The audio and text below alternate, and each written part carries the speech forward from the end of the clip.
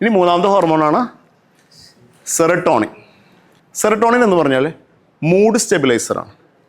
എന്താ mood stabiliser എന്ന് പറഞ്ഞാൽ നമുക്കൊരു മൂഡിനെ മാറ്റം വരുത്താനുള്ള ഹോർമോണാണ് മൂഡ് സ്റ്റെബിലൈസർ എന്ന് പറയും. അതായത് യോഗ ചെയ്യുമ്പോൾ, മെഡിറ്റേഷൻ ചെയ്യുമ്പോൾ, എക്സസൈസ് ചെയ്യുമ്പോൾ, ജിമ്മിൽ വർക്കൗട്ട് ചെയ്യുന്ന സമയത്ത്, അപ്പോൾ ആ സമയങ്ങളിലൊക്കെയാണ് നമുക്ക് എന്ത് വരിക, സെറട്ടോണിൻ വ്യത്യാസം വരും. പ്രത്യേകിച്ച് അത് നമ്മൾ വർക്കൗട്ടുമായി വ്യായാമവുമായി ബന്ധപ്പെട്ട ഹോർമോണാണ്. സെക്സ് ചെയ്യണ സമയത്ത്, ഈ സമയത്തൊക്കെ നമുക്ക് ഏത് ലെവലാണ് വ്യത്യാസം വരിക, സെറട്ടോണിൻ ലെവലിൽ വ്യത്യാസം വരും.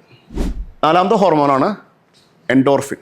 എൻഡോർഫിൻ എന്ന് പറഞ്ഞിട്ടുണ്ടെങ്കിൽ പെയിൻ റിലീഫാണ്.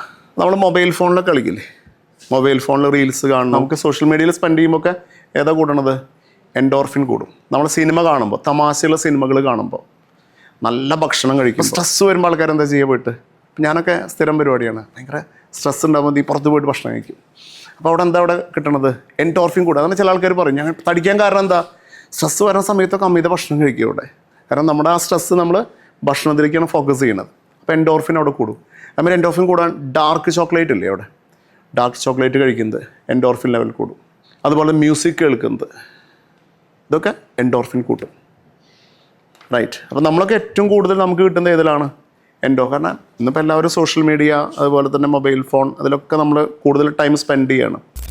ഇതാണ് ഡോസ് എന്ന് പറയും. നമ്മളോട് എന്താ പറഞ്ഞിരിക്കുന്നത്, ബൂസ്റ്റ് യുവർ ഡോസ്. നമ്മൾ ഇതിലേക്കല്ല ഫോക്കസ് ചെയ്യേണ്ടത്, എവിടേക്ക് ഫോക്കസ് ചെയ്യണം. കാരണം ഇന്നത്തെ കാലഘട്ടമാണ് അല്ലേ, നമ്മൾ ഈ ലഹരിയുടെയും മറ്റുള്ള മദ്യത്തിൻ്റെ ഒക്കെ പിന്നാലെ പോയിട്ട് നമ്മുടെ ലൈഫിനെ നമുക്ക് എന്ത് ചെയ്യണു, ഇല്ലാതാക്കുകയാണ് ചെയ്യണത്. നമ്മൾ എപ്പോഴും ഇതിലേക്ക് കൂട്ടണം. വിഷമം വരുമ്പോൾ എന്ത് ചെയ്യുക, ഫാമിലിയായിട്ട് സ്പെൻഡ് ചെയ്യുക, നമ്മുടെ ഓക്സിറ്റോസിൻ ലെവൽ കൂടും. അതുപോലെ കളിക്കുക, ജിമ്മിൽ പോവുക, വർക്കൗട്ട് ചെയ്യുക, ഇതൊക്കെ നമ്മുടെ സെറട്ടോണിൻ കൂടും. അപ്പോൾ നമ്മൾ ഈ 4 ഹോർമോണുകൾ ഫോക്കസ് ചെയ്യുക.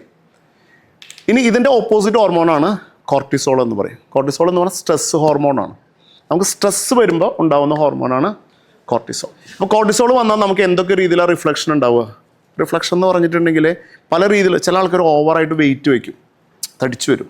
അപ്പോൾ തടിക്കാനുള്ള ഒരു പ്രധാനപ്പെട്ട കാരണം എന്താണ്, കോർട്ടിസോൾ കൂടുന്നതാണ്. അമിതമായ ടെൻഷൻ, ഉത്കണ്ഠ, മുഖത്തുള്ള കരിവാളിപ്പുകൾ, ഇതൊക്കെ ഏതിൻ്റെ ലക്ഷണമാണ്, നമുക്ക് കോർട്ടിസോൾ ലെവല് കൂടുമ്പോൾ വരുന്നതാണ്.